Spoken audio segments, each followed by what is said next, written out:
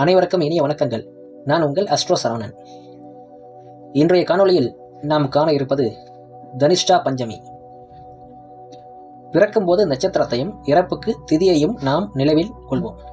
ஆனால் இறக்கும்போது நட்சத்திரம் பார்க்க வேண்டியது அவசியம் என்று சித்தர்கள் சொல்லி வைத்துள்ளனர். இதில் தனிஷ்டா பஞ்சமி என்பது கீழ்கண்ட 13 நட்சத்திரங்களை உள்ளடக்கியது ஆகும். அவிட்டம், சதயம், புரட்டாதி, உத்திரட்டாதி மற்றும் ரேவதி ஆகிய 5 நட்சத்திரங்களில் இறந்தவர்களுக்கு 6 மாதங்கள் அடைப்பு. ரோஹிணியில் இறந்தவர்களுக்கு 4 மாதங்கள் அடைப்பு. கார்த்திகை மற்றும் உத்திரம் நட்சத்திரங்களில் இறந்தவர்களுக்கு 3 மாதங்கள் அடைப்பு. மிருகசீர்ஷம், சித்திரை, புனர்பூசம், விசாகம் மற்றும் உத்திராடம் ஆகிய 5 நட்சத்திரங்களில் இறந்தவர்களுக்கு 2 மாதங்கள் அடைப்பு என்றும் குறிப்பிடப்பட்டுள்ளது. அடைப்பு என்றால் என்ன?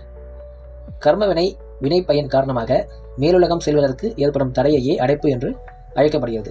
சித்தர்கள் தனிஷ்டா பஞ்சமி என்று அழைப்பதும் உண்டு. இந்த நட்சத்திரங்களில் ஏற்படும் மரணங்களைத்தான் தனிஷ்டா பஞ்சமி என்று சொல்வார்கள். தனிஷ்டா பஞ்சமி என்பது ஒரு துர்தேவதையாக சொல்லப்பட்டுள்ளது. தீய அல்லது அடைப்பு உள்ள நட்சத்திரங்களில் இறந்தவர்கள் வீட்டில் முறையான பரிகாரங்களை கைக்கொள்ளவிட்டால் இந்த துர்தேவதை அந்த வீட்டிற்குள் புகுந்து அந்த வீட்டில் உள்ளவர்களை ஆவி ரூபமாகவோ கனவு மூலமாகவோ பிரம்ம ராட்சத ரூபமாகவோ தோன்றி பயமுறுத்தி 6 மாதத்திற்குள் மரணப்படுகையில் தள்ளிவிடும் என்பார்கள்.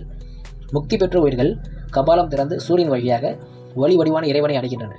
ஆனால் முக்தி நிலையை எட்டாத உயிர்கள் மீண்டும் உடல் எடுக்க உடல்காரகரான சந்திரனையே அடைகின்றன.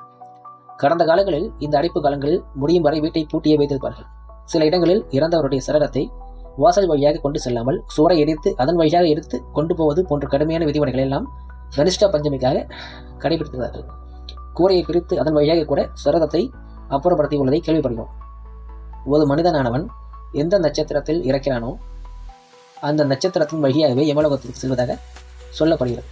27 நட்சத்திரங்களில் இந்த தனிஷ்டா பஞ்சமி நட்சத்திரங்களான 13 நட்சத்திரங்கள் போக மீதி உள்ள 14 நட்சத்திரங்களில் இறப்பவர்கள் விரைவில் தடையதுமின்றி யமலோகம் அடைகிறார்கள். தனிஷ்டா பஞ்சமி நட்சத்திரங்களில் இறந்தவர்கள் யமலோகம் சென்றடைய அந்த அடைப்பு என்று சொல்லப்பட்டுள்ள கால அவகாசம் தேவைப்படுகிறது. இதையே கருட புராணமும் உறுதிப்படுத்துகின்றது. இதற்கு பரிகாரமாக வீட்டை எல்லாம் எரிக்க தேவையில்லை. அந்த குறிப்பிட்ட காலம் வரை இறந்த இடத்தில் ஒரு திண்ணை அமைத்து மாலை நேரத்தில் தீபம் ஏற்றி தண்ணீர் நைவேத்தியம் வைத்து கற்பூர ஆரத்தி செய்து இறந்த இந்த உயிருக்கு உணவும் நீரும் சென்றடைய இறைவா நீ உதவ வேண்டும் என்று வேண்டிக் கொண்டு கற்பூர ஆராதனைக்கு பிறகு தீபம் அணையாதவாறு ஒரு கூடையை போட்டு மூடி வைத்து விட வேண்டும். அந்த குறிப்பிட்ட நட்சத்திரத்துக்கான காலம் வரை இதை செய்து முடிக்க வேண்டும்.